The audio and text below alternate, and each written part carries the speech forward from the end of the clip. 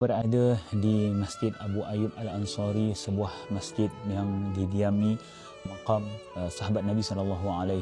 Abu Ayyub Al-Ansari ini, tuan-tuan dan puan, adalah seorang sahabat yang bukan biasa-biasa, seorang sahabat yang mempunyai kedudukan yang besar di sisi baginda Rasulullah. Dalam peristiwa hijrah, rumah Abu Ayyub Al-Ansari menjadi tempat kediaman baginda Rasulullah. Banyak rumah sahabat Nabi, tapi rumah Abu Ayyub menjadi pilihan baginda Rasulullah SAW. Jadi tuan-tuan dan puan, dia meninggal di Istanbul, tuan-tuan dan puan, ketika mana bersama-sama dengan tentera Yazid bin Muawiyah menakluki Konstantinopel, tuan-tuan dan puan.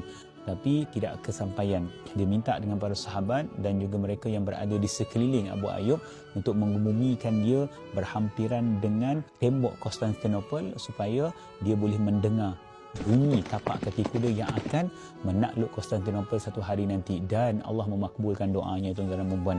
Dan di sini, tuan-tuan dan puan, adalah tempat yang sangat luar biasa, kerana Abu Ayyub ni bukan orang biasa-biasalah.